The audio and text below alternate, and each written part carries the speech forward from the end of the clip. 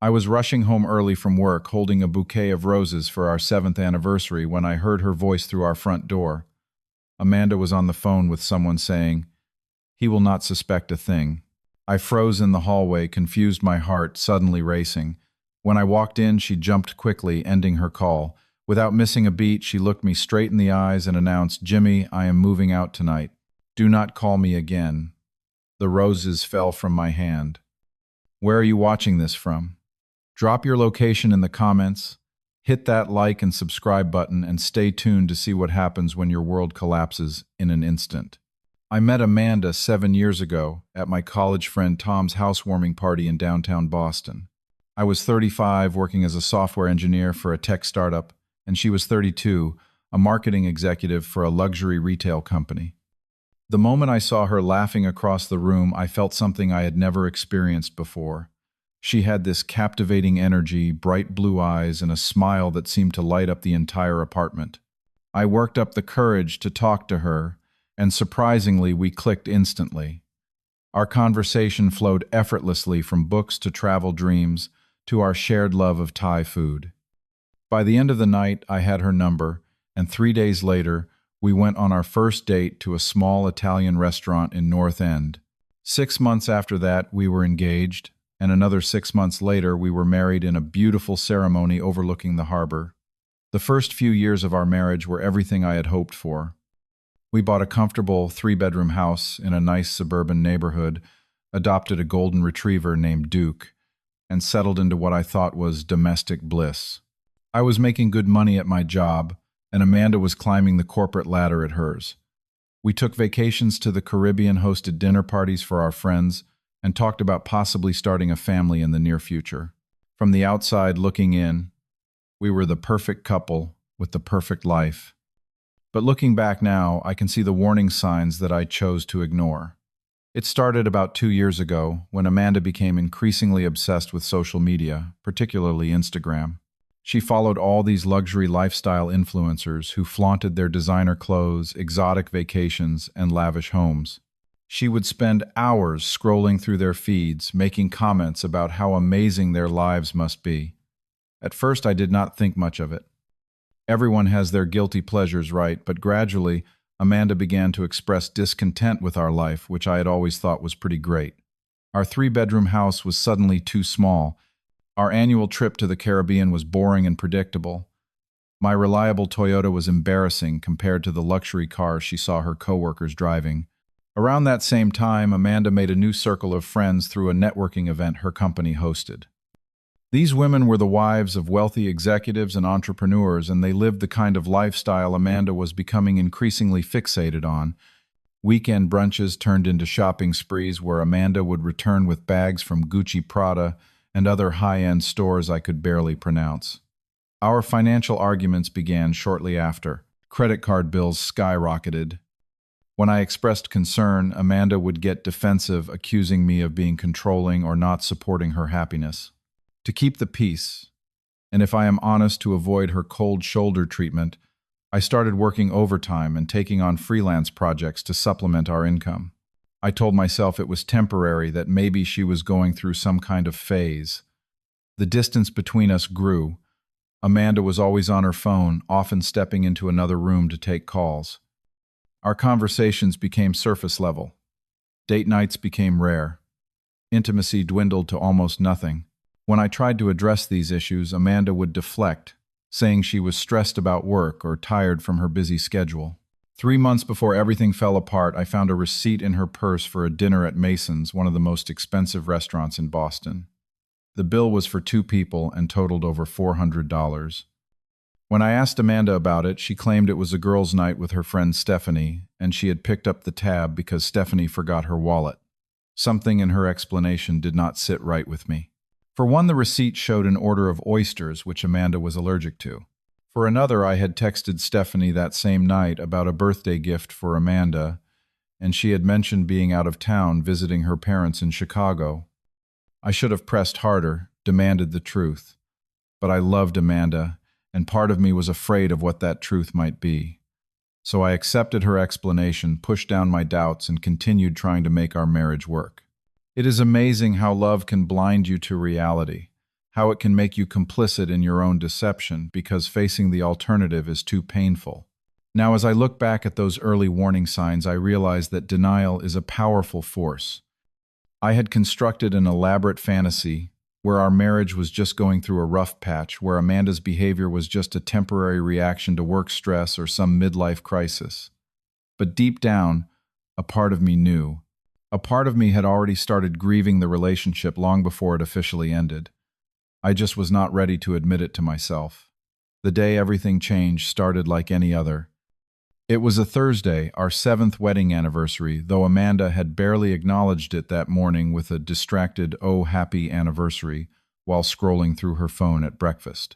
I had made reservations at her favorite restaurant for that evening and had been planning to surprise her with a weekend getaway to a luxury resort in Vermont. I had even bought her the diamond earrings she had been hinting about for months.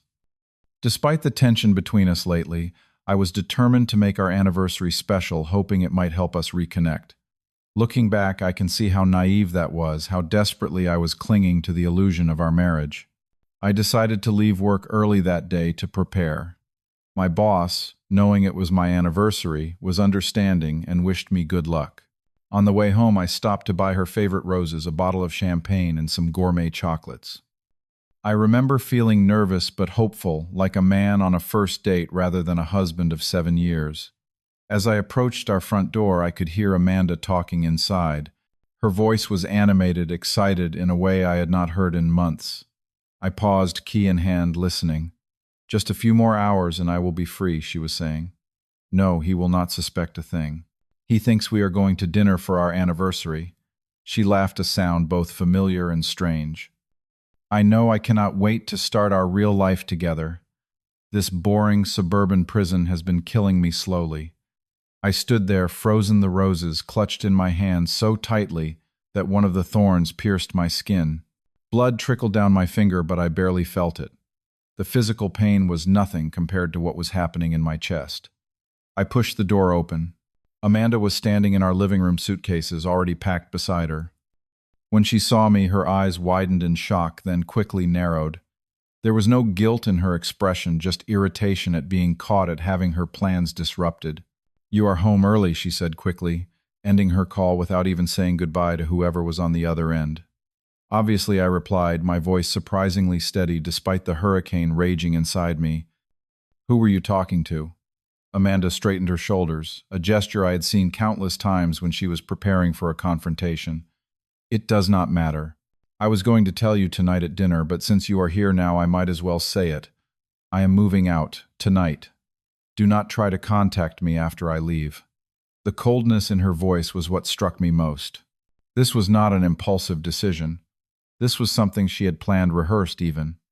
While I had been picking out anniversary gifts, she had been plotting her exit. I watched in a daze as she moved around the house, grabbing her jewelry box, her designer handbags, all the expensive items she had accumulated during our marriage. She was methodical, as if following a mental checklist. Take the valuable things. Leave behind the memories. "Are you going to tell me why?" I finally asked, still standing in the entryway, the roses now hanging limply at my side. "Do I at least deserve an explanation?" Amanda paused her packing to look at me, and for a moment I thought I saw a flicker of something like regret cross her face. But it was quickly replaced by a hardened expression. "I have outgrown you, Jimmy," she said. "I deserve better than this boring life. This house, your job, the vacations to the same beach every year. It is all so predictably average. I want more." She zipped up her final suitcase with a definitive sound. "I have been seeing Richard Westfield for the past 6 months. He is a real estate developer. He understands ambition and knows how to live life to the fullest." Richard Westfield. The name hit me like a physical blow. I had met him once at one of Amanda's work functions. Older, distinguished-looking, with the confident demeanor of a man accustomed to getting what he wanted. He had a reputation for dating younger women, usually temporarily. 6 months, I repeated the timeline, rearranging events in my head.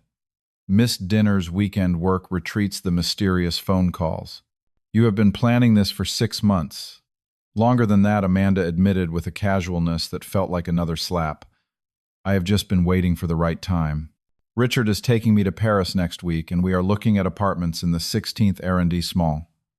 As she spoke, something inside me shifted.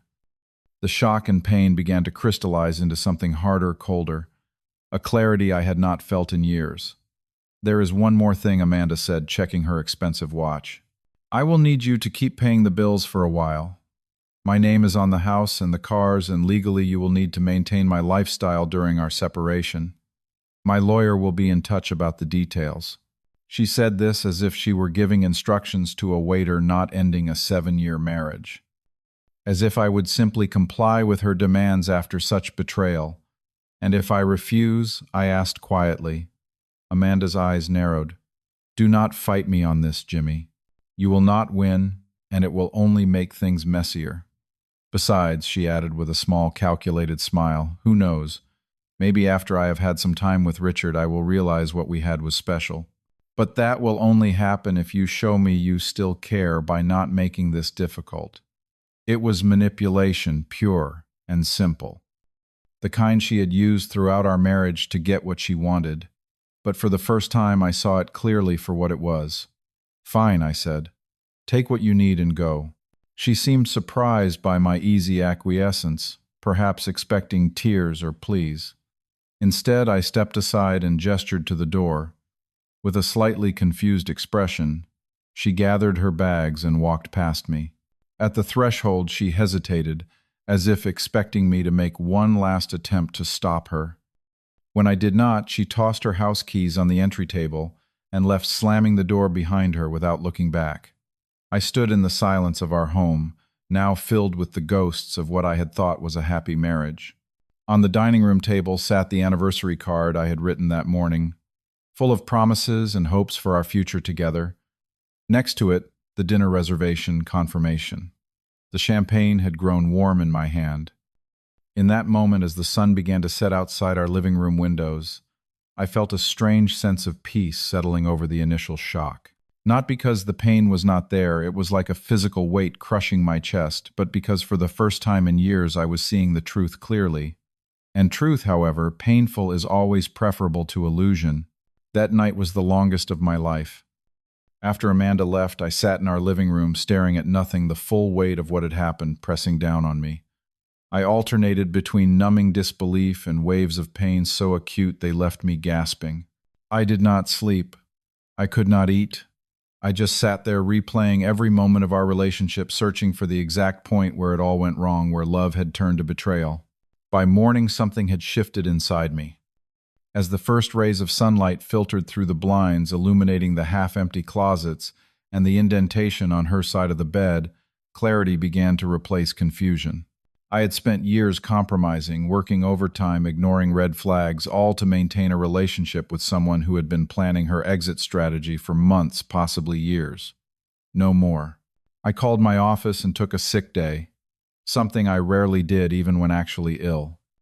Then I made a list, methodical and detailed, of everything I needed to do. If Amanda thought she could discard me and still benefit from my financial support, she was about to learn otherwise. My first call was to Sarah Johnson, reportedly the best divorce attorney in Boston. Her office normally had a 3-week waiting list, but when I briefly explained my situation, her assistant found an opening that same afternoon. "These first 48 hours are critical for protecting your assets," she explained. "We will squeeze you in." Sarah was everything I needed at that moment, decisive, unflappable, and brutally honest. After hearing my story, she laid out a strategic plan that was both legally sound and emotionally satisfying. "Massachusetts is an equitable distribution state," she explained, "and while that usually means a 50-50 split, the fact that your wife was having an affair and planning to leave you for months while increasing her spending habits works in our favor. Judges do not look kindly on that sort of behavior." Under Sarah's guidance, I spent the rest of the day taking control of my financial life. I canceled all joint credit cards, changed passwords to our banking accounts, and moved half of our joint savings to a new individual account, leaving the other half untouched, an amount Sarah assured me was legally appropriate. I spent hours documenting everything, downloading credit card statements showing Amanda's escalating spending, saving text messages where she had lied about her whereabouts, collecting receipts for the gifts and trips I had funded. I even found hotel receipts in her email that matched dates she had claimed to be on business trips, concrete evidence of her affair. By late afternoon, Sarah had prepared the divorce filing, citing adultery and financial misconduct. We will request a temporary restraining order to freeze major assets and prevent any vindictive financial actions, she said. And I suggest you change the locks on your house. Since she has declared her intention to live elsewhere and has removed her personal items, it is generally acceptable to secure your residence. I followed her advice, calling a locksmith who arrived within the hour. As he worked on the locks, I felt a strange mix of sadness and resolve. This house, once our shared dream, now felt tainted by deceit. But it was still mine, and I was not about to let Amanda waltz back in whenever it suited her. The first call from Amanda came at 8:30 that evening. I watched her name flash on my phone screen, remembering all the times I had eagerly answered her calls, hungry for connection. This time I let it ring through to voicemail. Her message was explosive, a torrent of rage and disbelief. My cards were all declined. "What the hell do you think you are doing? You cannot just cut me off like this.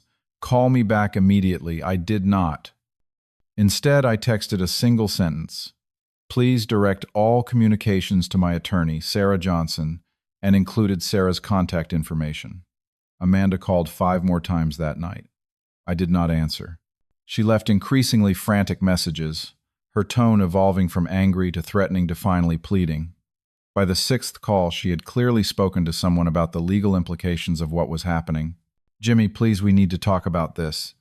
You are making a mistake. We can work this out." Her voice had lost its imperious edge, replaced by a desperate whine I had never heard before. "Richard and I were just talking, and we both think this reaction is extreme. Just call me back and we can figure out a better arrangement." The mention of Richard consulting with her about our marriage was all the confirmation I needed that I was doing the right thing. I blocked her number and went to bed. For the first time since she left, I slept not peacefully, but with the heavy, exhausted sleep of someone who has at least taken concrete action in the face of catastrophe. The next day brought an unexpected ally.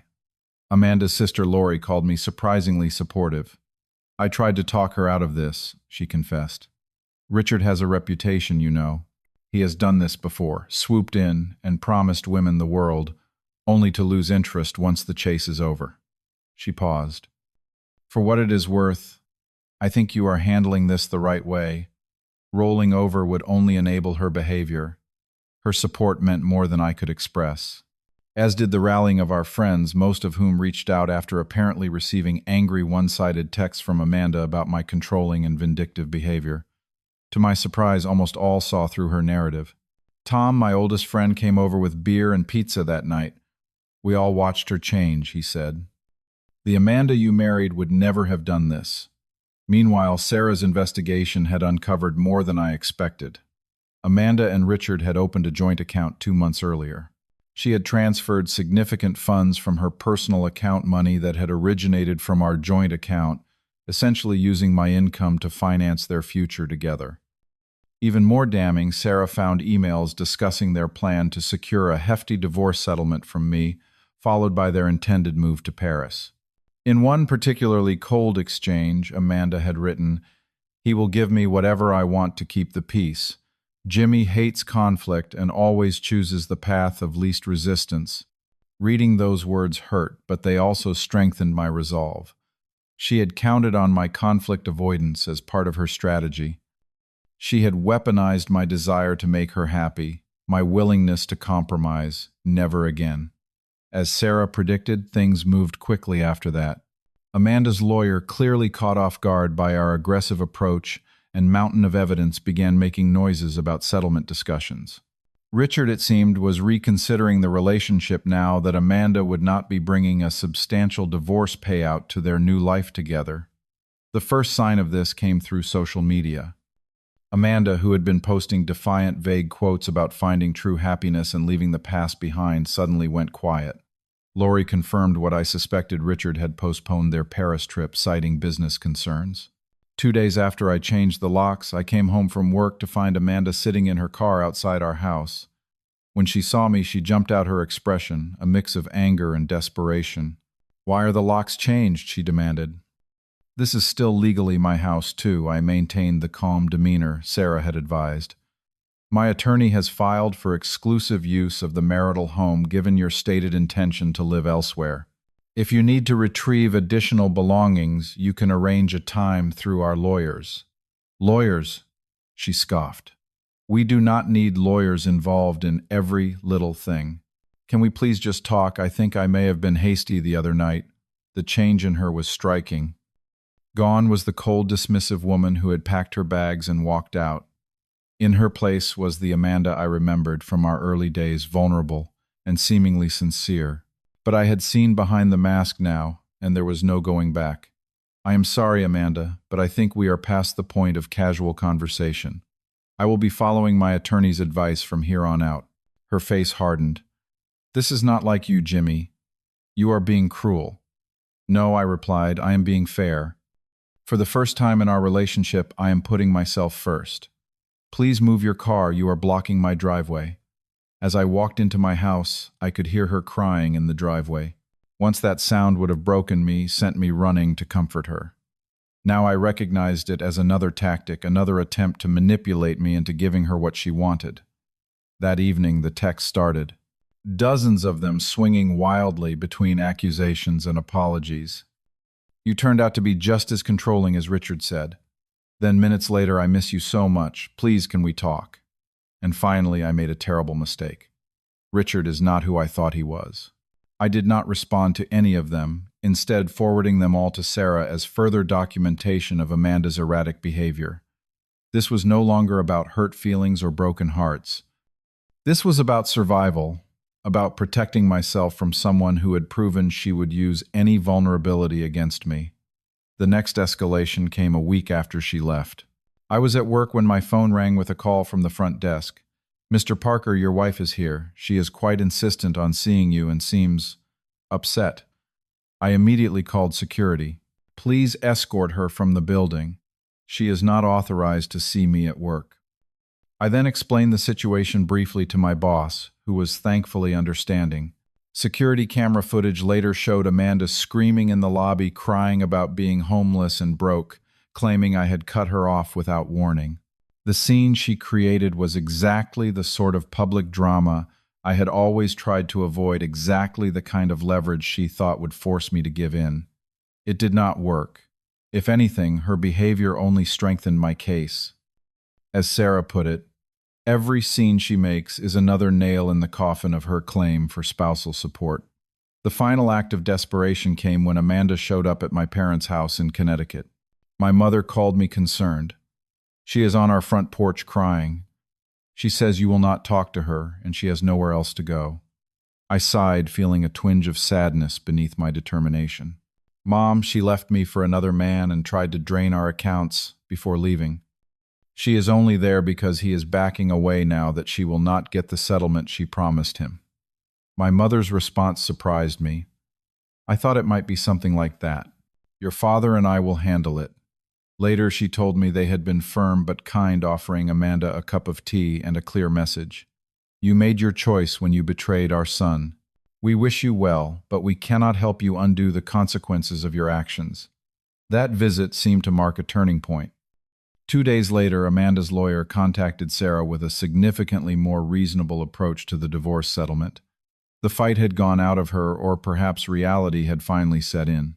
The fantasy of a luxurious new life with Richard had crumbled, and now she was left to salvage what she could from the wreckage of the choices she had made. The divorce was finalized 6 months after Amanda walked out of our house.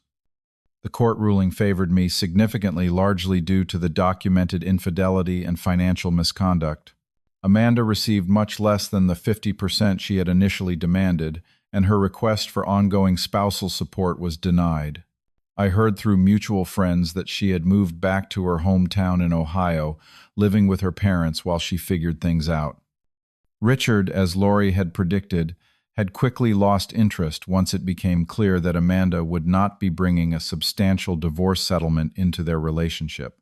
The Paris dream had evaporated, replaced by the harsh reality of consequences.